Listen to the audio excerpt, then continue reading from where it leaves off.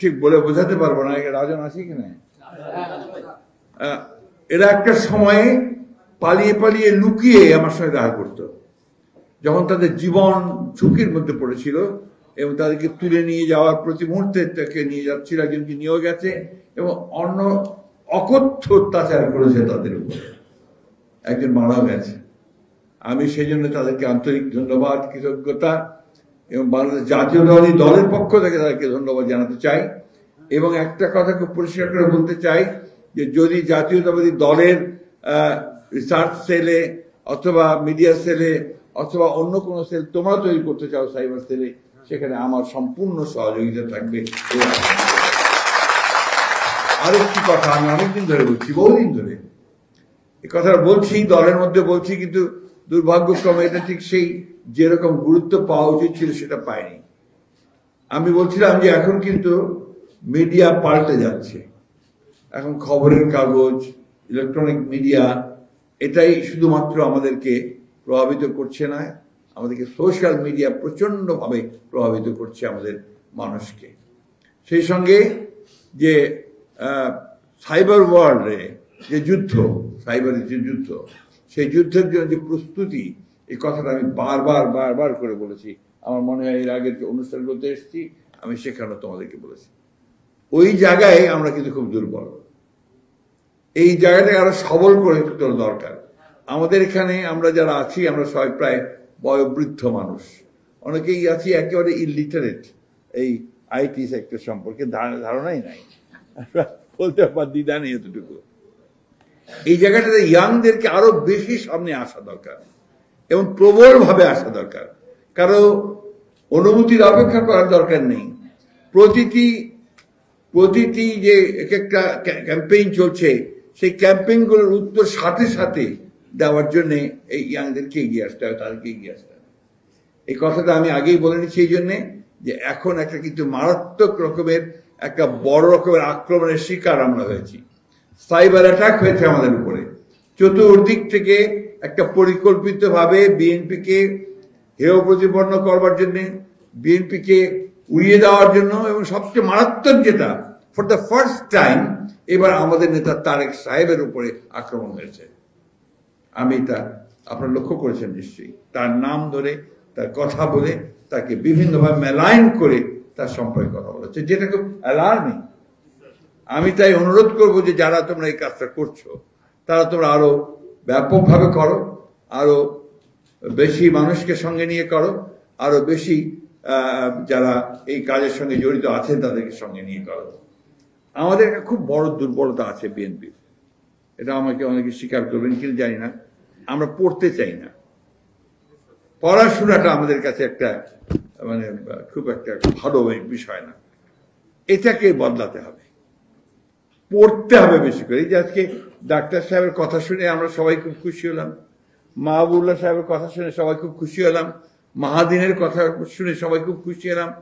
এরা কিন্তু পড়াশোনা করে ওই কথাগুলো বলছেন, যেটা শুনে আমরা আপনার সমৃদ্ধ হচ্ছি, ভালো লাগছে। তো সেই পড়াশোনাটা যত বাড়ানো যাবে তত কিন্তু লড়াইটা তত শক্ত করে করা যাবে। এই কথাটা আমাদেরকে মনে রাখতে হবে এবং পড়তে হবে সব বিষয়ে, সব বিষয়ে, শুধুমাত্র একটা বিষয়ে পড়লে হবে না।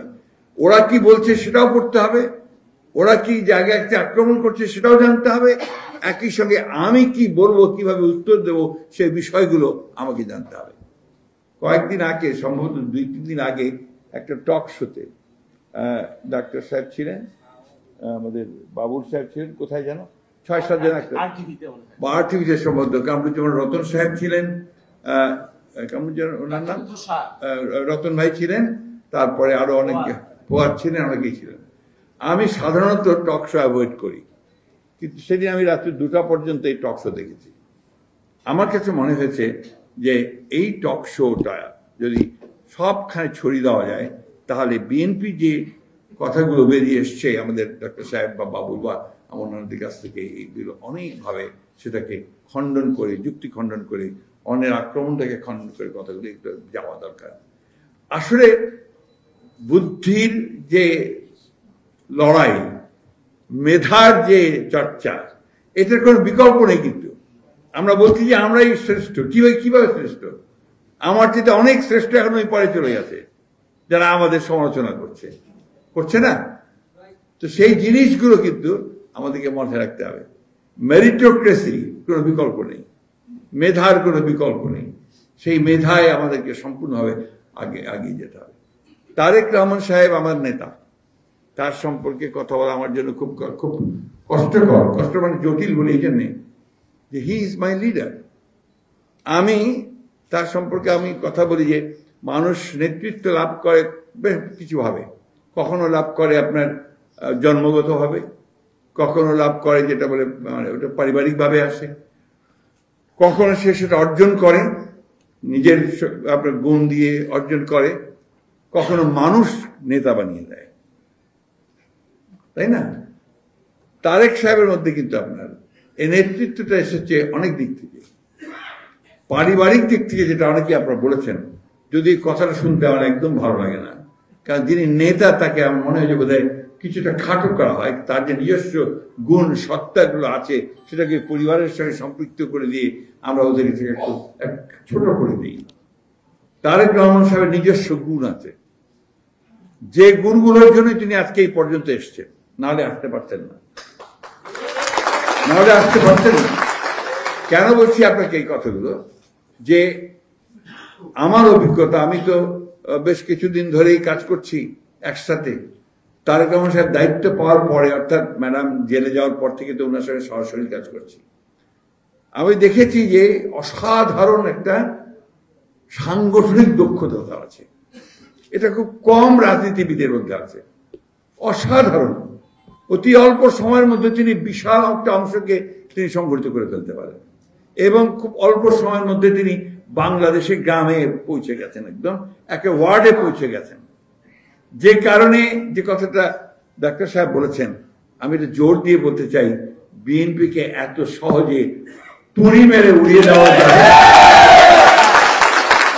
বিএনপি প্রমাণ করেছে, প্রতিবার প্রমাণ করেছে যে বিএনপি সেই ধ্বংসস্তূপ থেকে জেগে উঠতে জানে। প্রেসিডেন্ট জিয়া রহমান সাহেবের শাহাদাতের পরে অনেকে ভাবলো বিএনপি শেষ, বিএনপিকে আর খুঁজে পাওয়া যাবে না। কিন্তু সেই বিএনপি আবার আমাদের দেশনেত্রী বেগম খালেদা জিয়ার নেতৃত্বে আমাদের ছাত্র নেতা, যুব নেতাদের সঙ্গে নিয়ে আবার বিএনপি জেগে উঠেছে।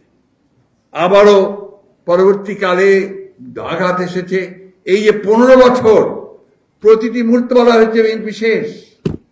শত আপনার যে সমস্ত আমি যেটাকে বলছি যে আপনার এটা কি বলে যে আমাদের লোভ, লালসা, এই সমস্ত ঊর্ধ্বে উঠে আমাদের বিএনপি নেতারা কিন্তু একজোট হয়ে দাঁড়িয়ে।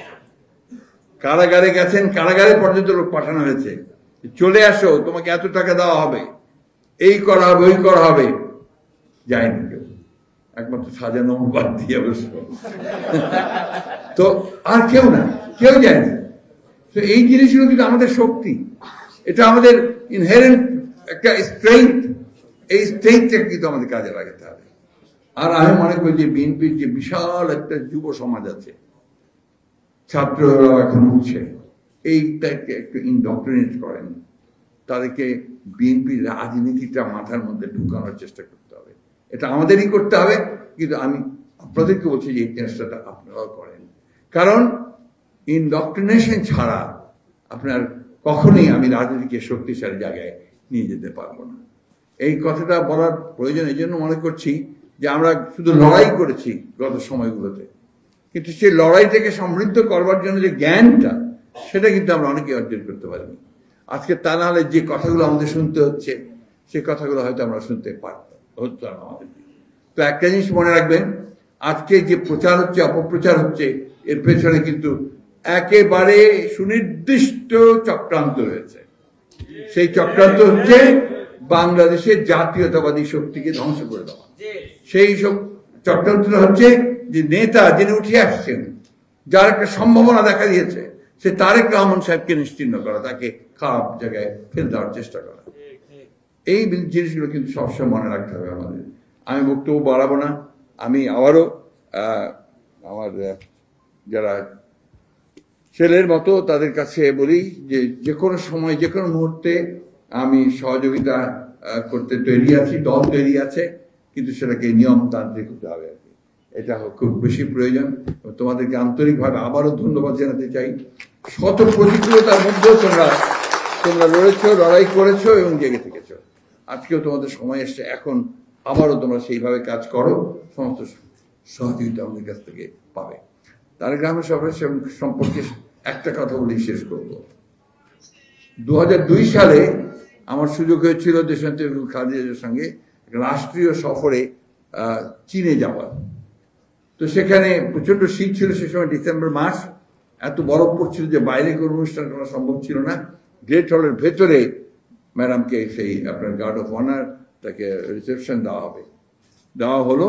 দেওয়ার পরে যখন ম্যাডাম প্রধানমন্ত্রীকে নিয়ে, চীনা প্রধানমন্ত্রীকে নিয়ে তার সঙ্গে যারা সফরে এসেছিলেন গিয়েছিলাম আমরা, পরিচয় করে দিচ্ছেন। এই পরিচয় করতে করতে শরীফ সাহেব ছিলেন কিনা আমার মনে নেই, আমার পাশে ছিলেন আমানুল্লাহ আমান, তার পাশেই আমাদের নেতা তারেক রহমান সাহেব ছিলেন। তো তারেক রহমান সাহেবের সামনে গিয়ে যখন উনি বললেন যে মাই সান, তো প্রধানমন্ত্রী তার সঙ্গে হাতটা ধরে শক্ত করে ঝাঁকি দিয়ে বললেন, carry the flag of your father and mother. এই ফ্ল্যাগটাকে তারেক সাহেব ক্যারি করছেন দেখেই আজকে কিন্তু তারেক সাহেব। এই কথাটা আমাদেরকে সবসময় মনে রাখতে হবে। নির্যাতন সহ্য করেছেন, শারীরিক নির্যাতন সহ্য করেছেন এবং নির্বাসিত হয়ে থেকেছেন, একা থেকেছেন। এই যে একটা চরম একটা পরিবার থেকে বিচ্ছিন্ন হওয়া, সবকিছু মিলিয়ে তারপরে কিন্তু তারেক রহমান সাহেব মাথা নত করেননি তার মায়ের মতোই। তার মা যেমন মাথা নত করেননি, তিনিও তেমনি মাথা নত করেন। সেইখানেই তারেক রহমান সাহেব নিঃসন্দেহে আমাদের হোপ, আমাদের ভবিষ্যৎ এবং আমাদের ভবিষ্যৎকে আমরা নিই। ধন্যবাদ। আসসালামু আলাইকুম।